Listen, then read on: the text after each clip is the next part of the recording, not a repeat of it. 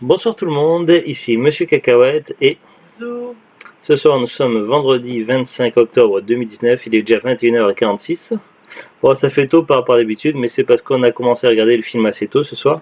Et dans ce nouvel épisode de Parlons DVD, donc il s'agit d'un de mes choix. La dernière fois, donc on avait regardé Starship Troopers 1, donc c'est pas une surprise. Ce soir, on a regardé Starship Troopers 2, Héros de la Fédération. Alors donc, il y a le numéro 2. C'est une suite sans être une suite, ce film. Comment on peut expliquer ça?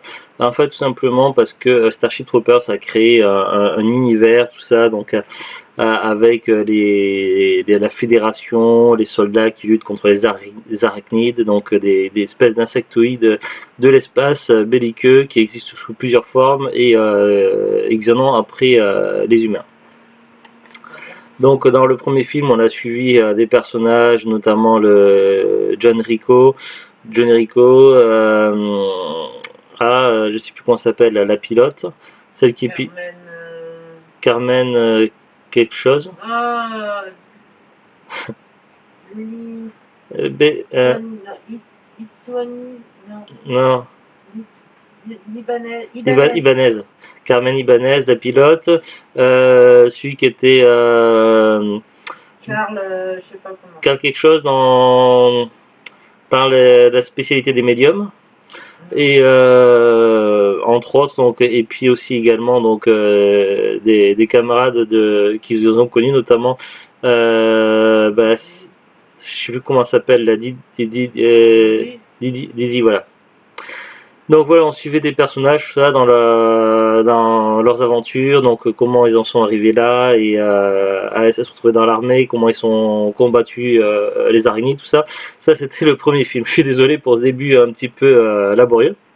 Dans le deuxième film, donc, on verra à nouveau des araignides et des soldats, mais cette fois-ci, donc, ça sera un épisode un petit peu à part. Donc, au niveau de la trame, ça se passera évidemment après l'histoire du premier film. Donc, on est toujours dans la continuité, mais on verra plus les personnages du premier film. D'ailleurs, quand le film commence, donc on a un petit résumé qui relate rapidement ce qui s'est passé dans le premier film au tout début. À savoir que Starship Troopers, donc le premier Starship Troopers, donc ça fait partie de mes films préférés de science-fiction, donc voilà, que j'avais découvert au cinéma il y a un moment et que j'avais un cassette VHS. Donc celui-là, donc quand le film était sorti en DVD, je l'avais acheté aussitôt parce que Starship Troopers, voilà quoi. Donc fan. Donc j'avais été assez surpris parce qu'au départ j'avais vu ce film-là, j'avais peut-être 19 ans, donc ça fait un moment. À cette époque, j'avais été un petit peu surpris. Sur le coup, je me demandais à quoi m'attendre. Et finalement, malgré le fait de ne pas retrouver donc les personnages que j'aimais bien, je n'avais pas été déçu. J'avais plutôt un bon souvenir. Je me souvenais plus des détails, mais j'avais gardé un bon souvenir de ce film. Il faut savoir que ce film-là n'a pas le même budget que le premier Starship Troopers et que le film est sorti directement à la télévision et en DVD. Il n'est pas passé par la case cinéma. Et donc voilà, donc voilà, il fallait que j'ai la saga complète des Starship Troopers. Donc j'ai essayé de les réunir. Donc ça m'a pris un peu de temps, ça a dû me prendre quelques années. Et j'ai fini par pouvoir acheter les trois films Starship Troopers, donc NAS ou Beaster. Celui-ci, donc j'ai regardé dans mon fichier, je l'avais acheté sur eBay. Je crois savoir pourquoi j'avais acheté sur eBay. J'avais tenté de l'acheter sur le site internet de Leclerc il y a quelques temps. Mais le problème, c'est que Leclerc ne tient pas leur site internet à jour. Et ça fait au moins 3-4 fois que j'essaie d'acheter quelque chose sur le site et qu'en fait, ils l'ont plus en stock. Et du coup, voilà, on avait attendu pendant des semaines de savoir si la commande, parce qu'évidemment, Leclerc, il valide la commande, ils encaissent les sous, et après, ils se demandent s'ils ont le produit ou pas.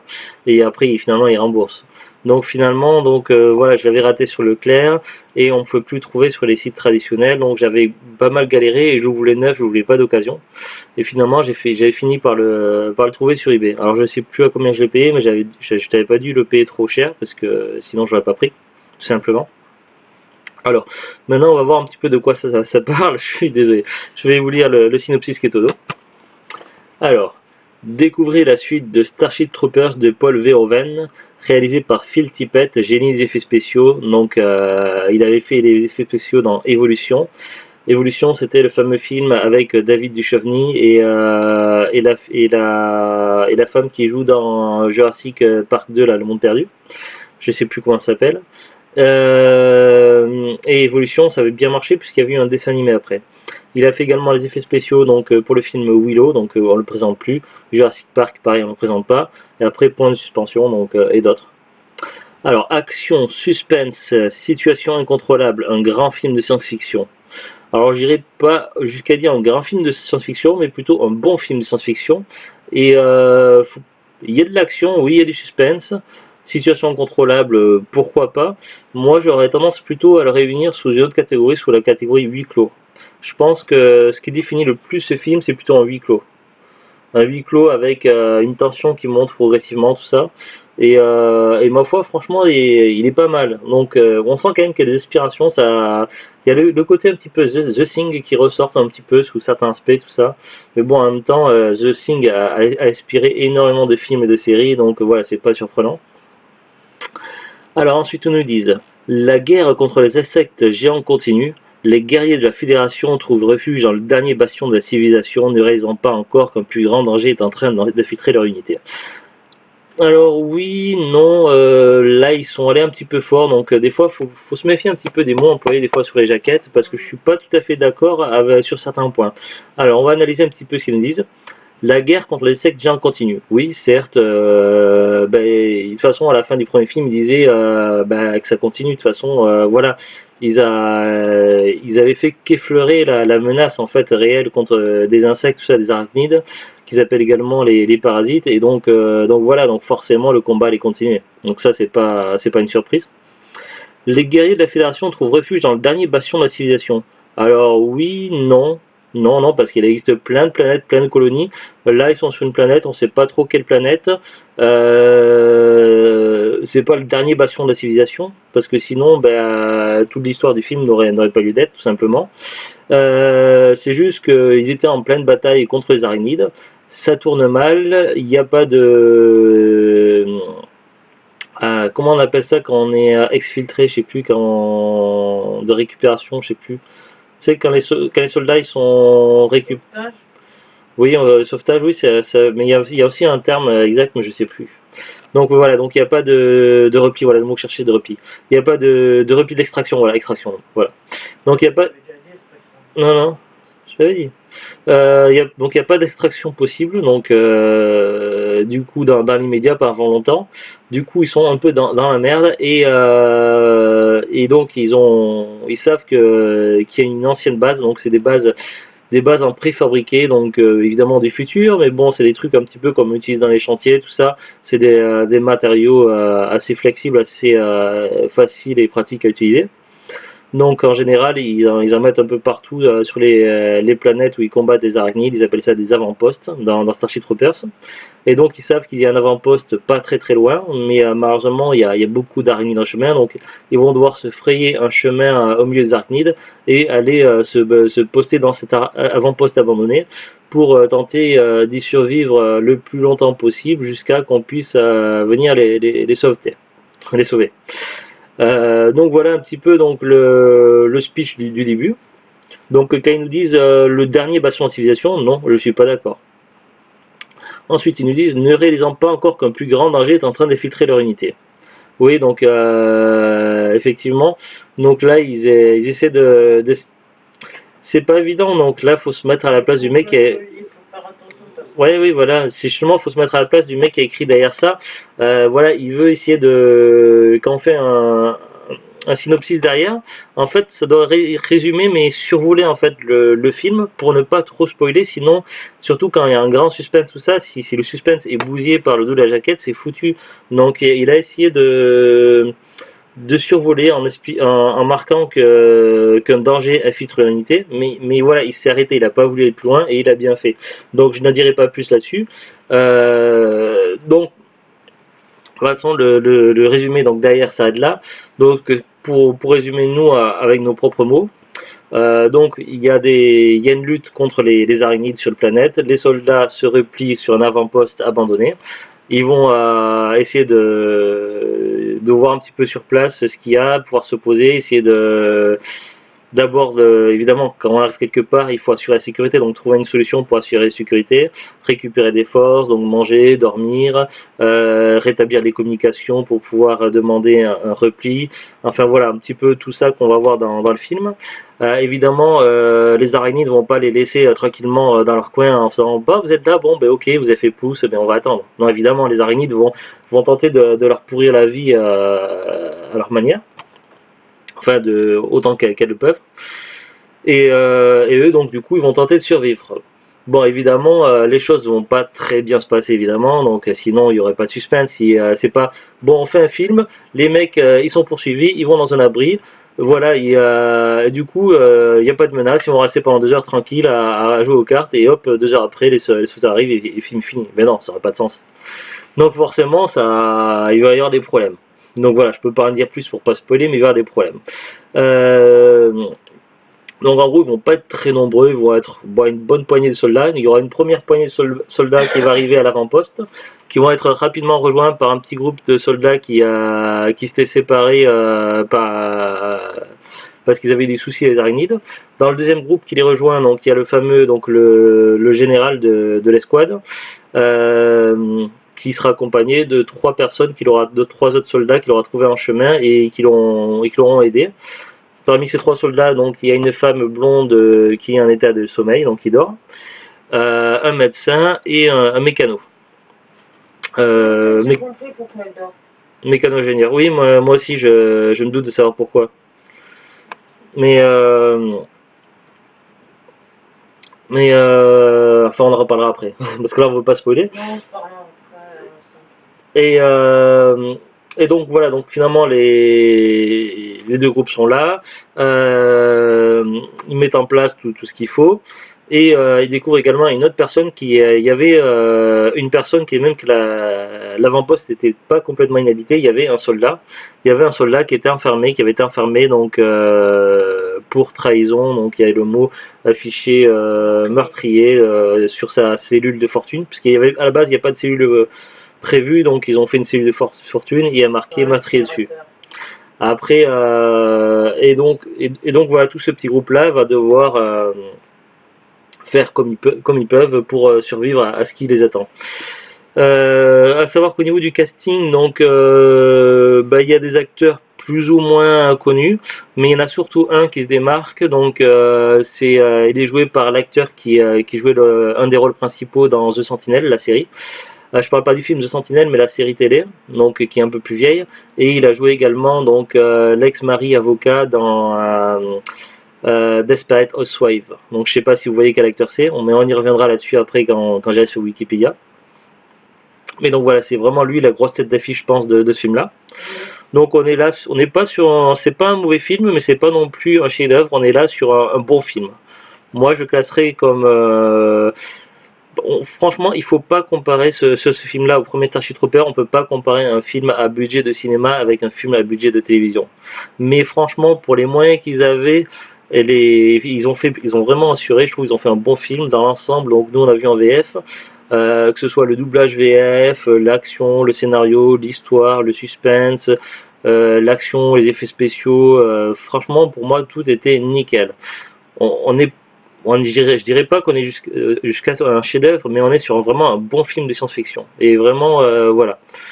Donc c'est un film que j'ai vu pour la deuxième fois et que je reverrai à l'occasion sans problème. Et franchement, donc il n'y a pas de souci, un bon petit film de SF.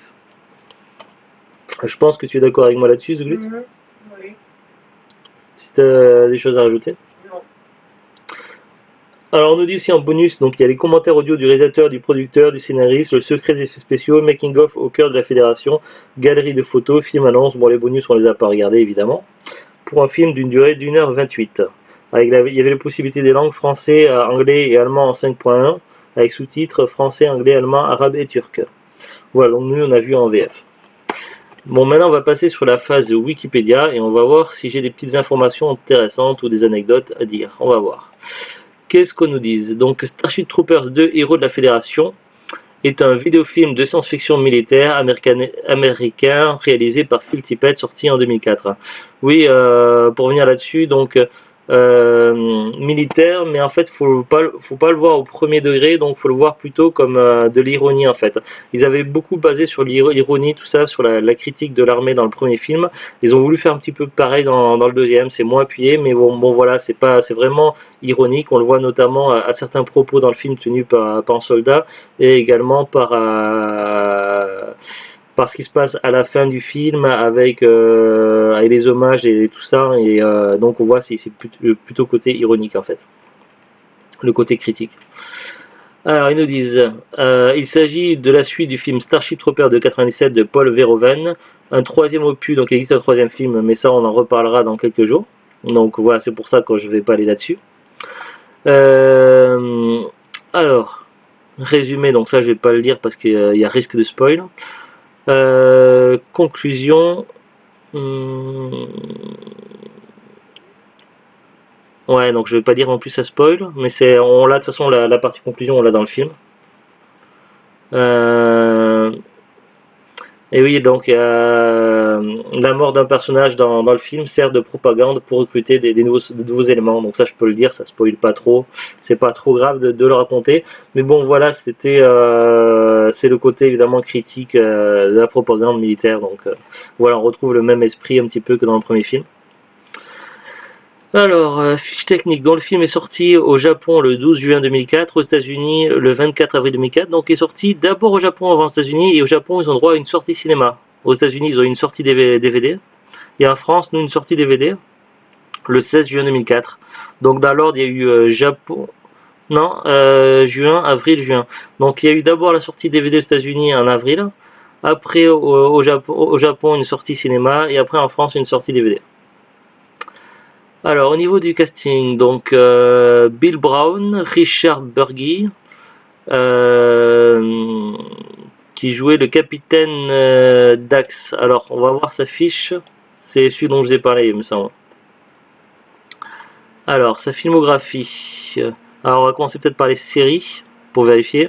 Donc Empty Nest, Flash, Matlock, La Loi et la Loi, Madame et Service, Seinfeld, Viper, Waikiki West, The Sentinel, mais voilà, détective James Ellison. C'est ça, c'est. Ouais, mais je confirme. Action, il y a une série qui s'appelle Action, ah bon? Les Anges du Bonheur, Providence, voilà, Les Dessous de Véronica, Washington Police, Destin croisé, 24 heures chrono, Les Experts, Amy, Firefly. Il joue Leonard Womack dans Firefly. Bon, on l'a pas encore vu alors, c'est peut-être un épisode qu'on n'a pas regardé. Oui, parce qu'en ce moment on regarde la série Firefly, mais on y reviendra aussi dans quelques temps. Desperate Housewives, il joue Carl Meyer, donc voilà. Point Pleasant, Las Vegas, Shark, il y a une série qui s'appelle Shark. Il doit y avoir des requins, je pense. Le Diable et moi, ah, c'est là on l'avait vu cette série en démat, t'avais bien aimé ça. Knight Rider, Le Retour de K2000, Nip Tuck, Harper Ashland, New York Unité Spéciale, NCIS Enquête Spéciale, Lie to Me, Chuck, Hot in Cleveland, Bricot Kings, Castle, The Glade, Les Frères Scott, Les Experts Miami, Blue Bloods, Burn Notice, Body of Proof. Ouais, mais ici toutes les séries, mais des fois c'est peut-être pour un épisode ou quoi. Les Frères Scott, oui, ils jouaient Robert Theodore, Ted Davis à la saison 9. Ça va être vers la fin. Blue Bloods, Burn Notice, Body of Proof, Devious Maid, Kirsty, Hawaii 5-0, Hôpital Central, Alliance et Trahison, Rush Hour. Ouais, il a fait énormément de séries télé. Au cinéma, il a pas fait, c'est déjà plus léger.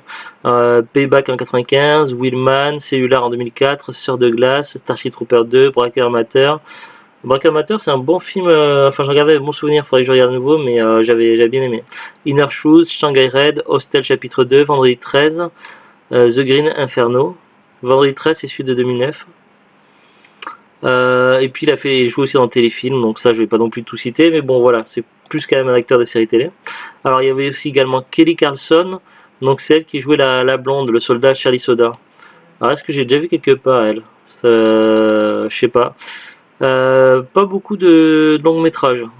Starship Troopers 2, The Marine, non pas grand chose en long métrage, série télé.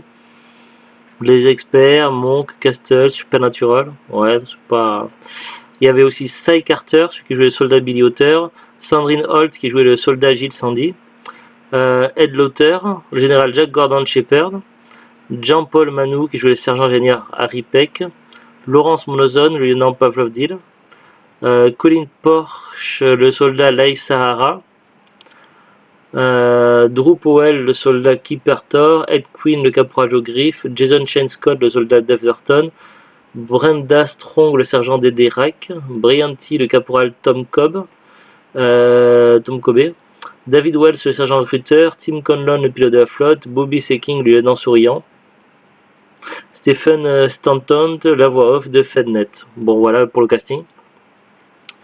Développement. En décembre 2002, le producteur John Davidson annonce officiellement la mise en production d'une suite au film Starship Troopers réalisé par Phil Tippett et scénarisé par Edward Neumeyer. Ce nouveau film ne devait plus être centré sur le personnage Johnny Rico, mais sur celui du sergent Zim. Clancy Brown devait donc revenir dans cet opus pour y interpréter à nouveau Zim, mais ses engagements avec la série télévisée La Caravane de l'étrange ont rendu impossible sa présence dans Starship Troopers 2. Le héros du film est finalement le capitaine Dax, un nouveau personnage interprété par Richard Burgi. Brenda Strong est la seule actrice du premier opus. Ah, il y a quand même une actrice du premier. À faire partie de la distribution de ce nouveau volet, mais avec un rôle différent. Elle était le capitaine Deladier dans le premier film. Elle interprète le sergent Dédé Rake dans le second. D'accord. Voilà, tournage, bande originale, tout ça. Accueil, halluciné 1 sur 5. IM Internet Movie Database 3,5 sur 10. Sci-Fi Univers a trouvé que c'était mal filmé. Ils n'ont pas trop aimé apparemment. Bon voilà, les critiques sont pas ouf quoi. Différence entre les deux opus. Bien que le scénariste soit le même que celui du premier Starship Troopers, les deux films sont très différents. Le film donne une vue d'ensemble de la mécanique d'enrôlement patriotique et des batailles contre les araignides, alors que le vidéofilm concentre son action à un seul lieu dans un très court laps de temps. Le premier film est filmé comme une série télévisée pour adolescents, le vidéofilm, donc le deuxième film, est plus sombre et dramatique. Oui, tout à fait. J'ai noté ça aussi, que le deuxième film était bien plus sombre. Mais franchement, j'ai bien aimé le style, franchement, je trouvais ça cool.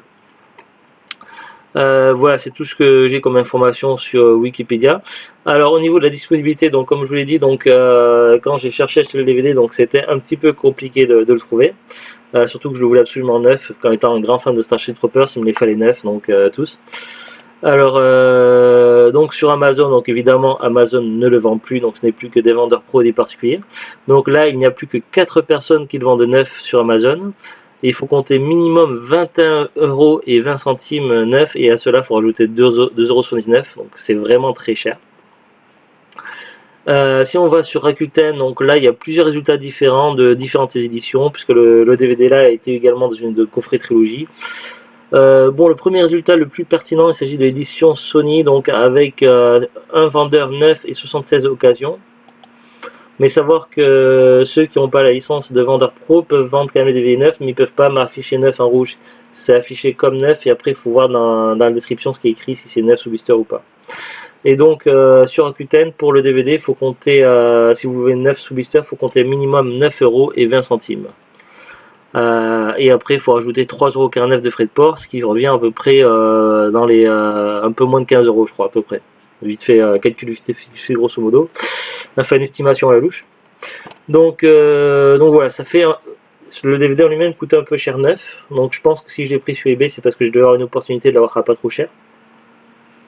Après évidemment, si vous le prenez d'occasion, le DVD ce serait quand même moins cher, mais plutôt que d'essayer de l'acheter sur internet, je pense que vous l'aurez pour moins cher si vous essayez de le prendre dans les magasins. Alors évidemment, vous ne trouverez plus ce DVD là dans les supermarchés ni dans les hypermarchés, ça c'est sûr et certain, à moins d'un gros coup de bol où il y a un vieil exemplaire qui traîne, qu'ils n'ont pas réussi à vendre, mais ça m'étonnerait. Je pense plutôt au magasin style Cash. À Noz, non, j'ai jamais vu à Noz, donc ça m'étonnerait que vous le trouviez à Noz, mais dans les magasins style Cash ou en brocante. En brocante, ce DVD là, à l'occasion, il apparaît parfois. Mais c'est surtout dans le magasin Cash que j'ai dû le voir 2 ou 3 fois d'occasion. Bon, après, le problème c'est qu'il y avait des rayures, donc c'est pour ça que je n'avais pas acheté à Cash. Mais voilà, c'est le genre de DVD qu'on peut trouver d'occasion à pas trop cher normalement. En tout cas, voilà, pour moi, j'en garde un très bon souvenir. C'est évidemment pour moi mon préféré Starship Troopers, ça reste le premier, mais néanmoins, j'ai beaucoup aimé ce film-là, et vraiment, j'ai pris plaisir de le voir une deuxième fois. Et c'est un film que je reverrai à l'occasion sans problème, vraiment, voilà. C'est tout ce qu'on a pour ce soir. Allez, on vous dit à très très bientôt. Au revoir et bon week-end. Au revoir.